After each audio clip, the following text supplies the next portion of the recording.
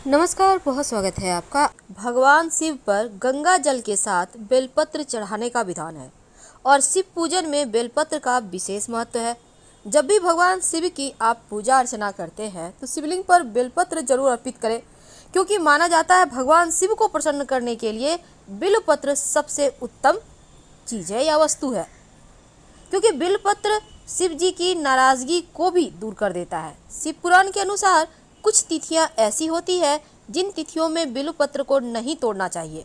उन तिथियों में सोमवार का भी दिन है, यानी सोमवार के दिन आप बेलपत्र भूल कर भी ना तोड़े, चाहे वो सावन का महीना हो या पूरे साल का कोई भी महीना हो।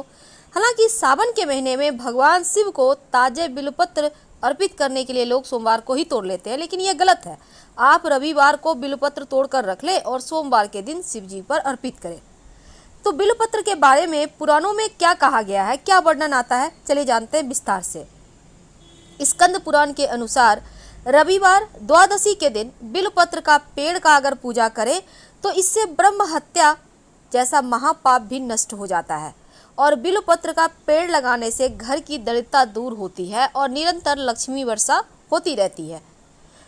पुराण कहता है कि जिस स्थान पर बहुत सारे बेलपत्र के पेड़ होते हैं, जैसे घना वन, वह स्थान काशी के समान पवित्र माना जाता है। वहाँ पर हर रोज शिवलिंग की पूजा करें तो स्वर्ग की प्राप्ति होती है, सभी परेशानियों का अंत होता है।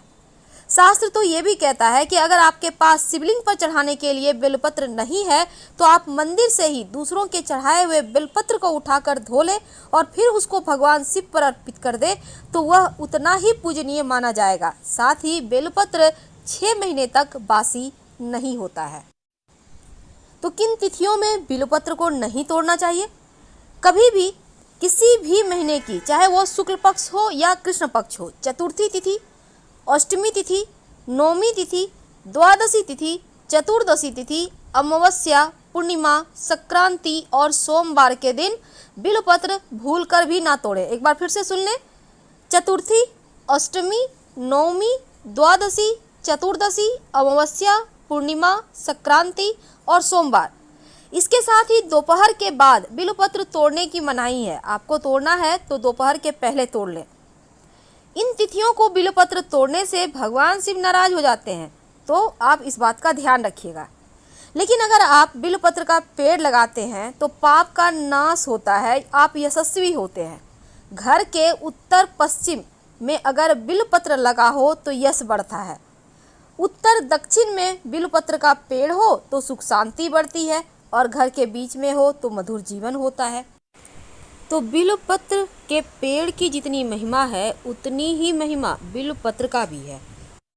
बेलपत्र सिर्फ पूजा पाठ ही नहीं बल्कि आयुर्वेद में भी इसका बहुत महत्व है, क्योंकि इसमें औषधीय गुण है।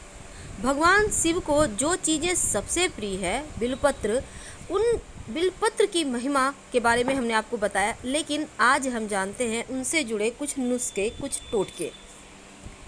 अगर बुखार ना उतर रहा हो तो बेलपत्र की पत्तियों का काढ़ा बनाकर अगर दिया जाए तो बुखार उतर जाता है। अगर मधुमक्खी, बर्रे, ततैया काट ले तो उस स्थान पर बेलपत्र के पत्तों का रस डालें तो राहत मिलती है।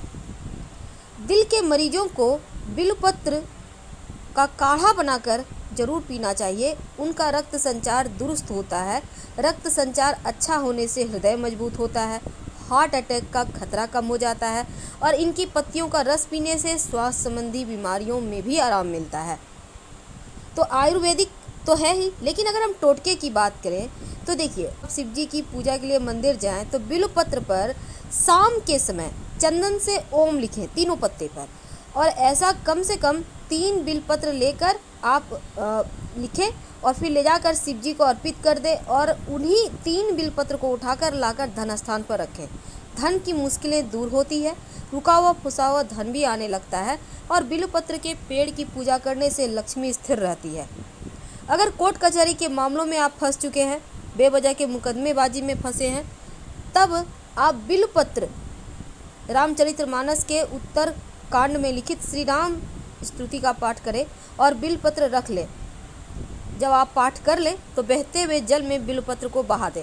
माना जाता है कि ऐसा करने से मुकदमों में विजयश्री की प्राप्ति होती है। अगर संतान सुख की चाहत है तो आप अपनी उम्र के बराबर बिलपत्र ले आए, कच्चे दूध से भरे बर्तन में डुबोकर शिवलिंग पर चढ़ाएं। संतान प्राप्ति के योग बनते हैं। और अगर आप बिलपत्र का वृक्ष अपने हाथों से लगाएं तो वंश वृद्धि होने का वरदान मिलता है। भगवान शिव को जब आप पति पत्नी दोनों मिलकर पूजा करते हैं और बिलपत्र एक साथ अर्पित करते हैं तो वैवाहिक जीवन सुखी रहता है, संतान प्राप्ति का योग बनता है। माना जाता है बिलपत्र के पेड़ का दर्शन करने से दुखों का, पापों का नाश होता है, पितृ प्रसन्न होते हैं। और अगर बिलपत्र का वृक्ष और सफ़ेद आग को जोड़े में लगाएं तो अटूट लक्ष्मी की प्राप्ति होती है। बेलपत्र तोड़ना है, तोड़ने के नियम है। देखिए, जैसे कि चतुर्थी तिथि यानी हर महीने का चौथा दिन, अष्टमी तिथि, नवमी तिथि, चतुर्दशी तिथि और अमावस्या तिथि को संक्रांति के समय सोमवार के दिन बेलपत्र भूलकर भी मत तोड़िए, वरना शिव भी नाराज होंगे और वो बेलपत्र आपको पुण्य फल भी नहीं देगा।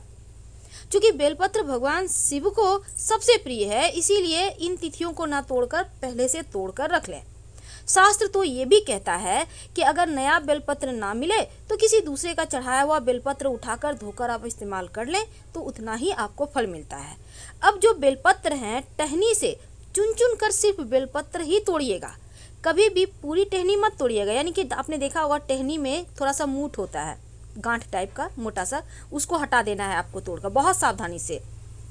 और बेलपत्र तोड़ने से पहले और बाद में वृक्ष को प्रणाम जरूर करें, क्योंकि महादेव यानी शिव जी को जो बेलपत्र है वो हमेशा उल्टा ही अर्पित किए जाते हैं, यानी जो पत्ता है उसका चिकना भाग शिवलिंग के ऊपर रहेगा।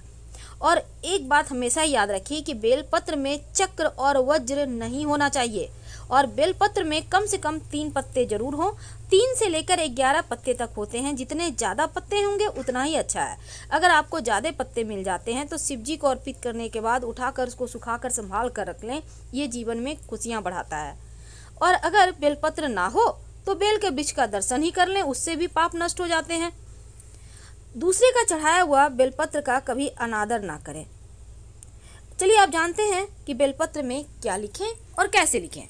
देखिए, सबसे पहली बात, जब आप शिव जी को अर्पित करने के लिए बेलपत्र लेकर आएंगे तो उसको आप फ्रेश कर लें। आपके पास जितना भी बेलपत्र है, 5, 11, 21, 108 एक भी है तो भी चलेगा।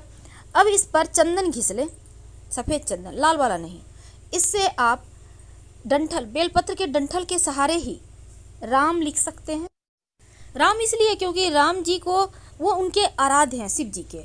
भगवान श्री हरि शिव जी को भजते हैं और शिव जी श्री हरि को, तो राम शब्द वो हमेशा ही जपते हैं, तो राम लिखिए। या फिर आप तीनों पत्ते पर जैसे ओम नमः शिवाय है वो लिख दीजिए। इससे भी आपके जीवन की परेशानियां समाप्त होती है और आप विधि पूर्वक उन्हें अर्पित करें। अगर आप अपने जीवन की विपत्तियां समाप्त करना चाहते हैं तो शिव जी को बिलपत्र जरूर अर्पित करें। लेकिन क्यों? देखिए, शिवलिंग पर जब आप बिलपत्र अर्पित करते हैं तो जीवन की बहुत सारी मुश्किलें समाप्त हो जाती है। पर बिलपत्र अर्पित करने की कुछ सावधानियां हैं, क्योंकि गलत तरीके से अर्पित करते हैं तो पूजा का फल नहीं मिलता। और साथ ही बिलपत्र खाने से क्या होता है, याद रखें कि बिलपत्र कभी भी टूटी फूटी भी ना हो, छेद ना हो, ना ही दाग धब्बे हो। और जब बिलपत्र अर्पित करें तो जो बिलपत्र का डंठल है उसमें मोटा सा हिस्सा होता है, उसको तोड़कर हटा दें। और जब आप बिलपत्र अर्पित करते हैं तो हमेशा उल्टा अर्पित करें, यानी कि बिलपत्र का चिकना साइड शिवलिंग की तरफ होना चाहिए। और बिलपत्र अर्पित करने के बाद जल जरूर अर्पित करें। आप एक ही बेलपत्र को चढ़ाकर फिर उठाकर फिर जल से धोकर फिर चढ़ा सकते हैं, यानी बार बार चढ़ाया जा सकता है बिलपत्र। बिलपत्र बिना जल के अर्पित नहीं करना चाहिए। आप चाहें तो लोटे में डालकर ही जल में अर्पित कर दें तो वो और अच्छा होगा। अब देखिए, बिलपत्र के बहुत सारे प्रयोग होते हैं। अगर विवाह में दिक्कत आ रही हो तो 108 बिलपत्र पर हर चंदन से आपको राम लिखना है हर एक बिलपत्र पर, और एक एक करके नमः शिवाय का जप करते हुए शिवलिंग पर अर्पित करते जाएं। शीघ्र विवाह की प्रार्थना करें, आपके विवाह शीघ्र होंगे। लेकिन अगर बीमारी से परेशान हैं तो 108 बिलपत्र ले लें। एक पात्र में आप चंदन का इत्र ले लें और बिलपत्र को एक एक करके इत्र में टच करते जाएं और फिर आप शिवलिंग पर अर्पित करते जाएं और बोलते जाएं ओम हों जुं सा। और फिर अंत में जल अर्पित करें। आपके स्वास्थ्य की हर समस्या दूर हो जाएगी। माना जाता है बिल्वपत्र का रस अगर आंखों में डालें तो ज्योति बढ़ती है।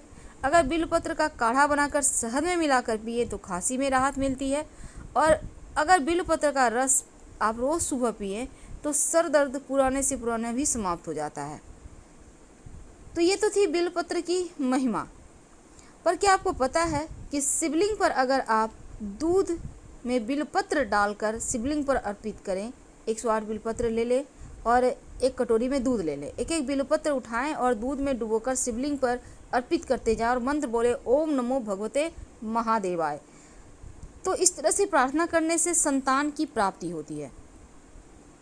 शिवलिंग पर चढ़ा हुआ बिल्वपत्र खाने से स्वास्थ्य की किसी भी तरह की समस्या नहीं रहती, बड़ी से बड़ी परेशानी समाप्त हो जाती है।